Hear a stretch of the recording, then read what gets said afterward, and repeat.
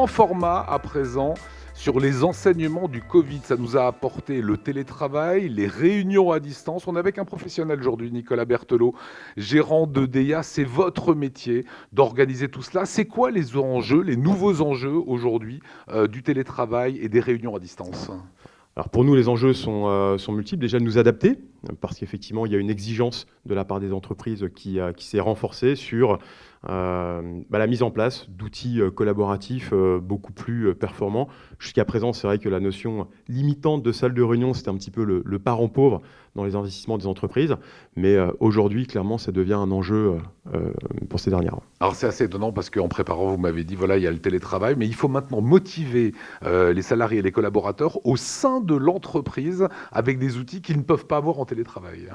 Oui, absolument. C'est vrai que quand on discute avec nos clients parisiens, le télétravail, finalement, c'est quelque chose c'est presque une respiration pour les collaborateurs. Quand on connaît les contraintes de déplacement, surtout ces derniers mois, pour eux, c'est une parenthèse qui a été plutôt intéressante. Et maintenant, il faut effectivement les remotiver à venir au travail par des expériences autour de projets sur la capacité à pouvoir faire travailler des équipes à distance, en présentiel, respecter la distanciation sociale et atteindre les objectifs de travail collaboratif. Par exemple, la Huddle Room qu'on voit là, tout orange de l'extérieur, cette pièce, elle sert à quoi ?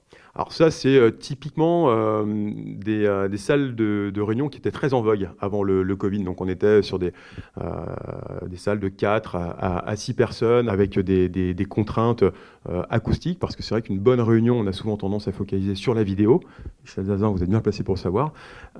Mais le son est également fondamental. Alors par exemple, ici, il y a juste cette dalle qui est au-dessus de nous. Ça, c'est une salle de réunion où le son est parfait. Alors effectivement, on est sur une salle, alors pour nous c'est une salle projet, donc ici on travaille debout autour de plans, en visioconférence, avec des équipes à distance, de manière très collaborative, avec des équipements tactiles. Voilà, tout le monde a le même niveau d'information et on n'est pas contraint de chercher, tiens, où est mon micro, est-ce que le son est bon ? Non, ici, tout est optimisé pour se concentrer sur l'objectif de la réunion. Ça, c'est le type de salle que vous proposez à vos clients. De plus en plus. De plus en plus. Alors, il y a cette chose-là, vous allez mettre les vôtres, qui sont complètement étonnantes. Regardez. Alors, ça me donne un drôle de look. Les vôtres sont pas mal non plus. Décryptez-nous, Nicolas, les lunettes que vous avez sur vous. Alors en fait, c'est assez marrant parce que pour nos usages propres chez DEA, avec nos experts qui sont ici à Strasbourg et les équipes qui sont sur le terrain, on se posait la question d'outils collaboratifs à distance, vraiment dédiés aux équipes techniques. Vous êtes dans le bâtiment, effectivement, ça vous permet avec ces lunettes connectées pour un opérateur de montrer ce qui se passe sur le chantier à des experts qui seraient à distance. C'est-à-dire que sur ces lunettes-là, il y a quoi en fait ? Donc vous avez une caméra qui va filmer l'environnement. Vous avez un retour écran. C'est pas un micro, c'est vraiment un retour écran. Donc j'ai un petit écran à l'intérieur. Vous pouvez avoir des experts qui sont à 5 km ou à 5000 km. Ils verront ce que l'opérateur sur le terrain voit.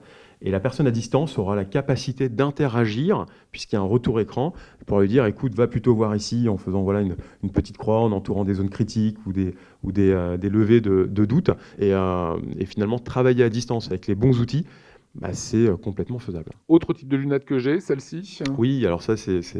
Donc là, j'ai l'ordinateur aussi. C'est autre chose. Alors effectivement, sur les lunettes précédentes, vous aviez un seul retour écran.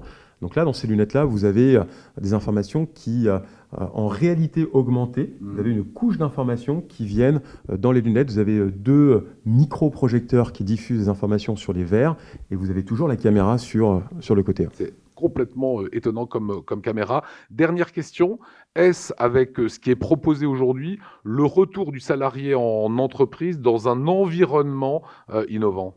Oui, effectivement, je pense, un enjeu important, même pour motiver les collaborateurs. Aujourd'hui, on va plus se poser la question de savoir s'il y a du télétravail ou pas télétravail. Clairement, je disais encore une étude, 73% des télétravailleurs souhaitent que le télétravail persiste en entreprise. Et je pense qu'on a notre petite pierre, on peut apporter en tout cas une petite pierre à l'édifice dans la motivation à créer des espaces collaboratifs différents. Ouais.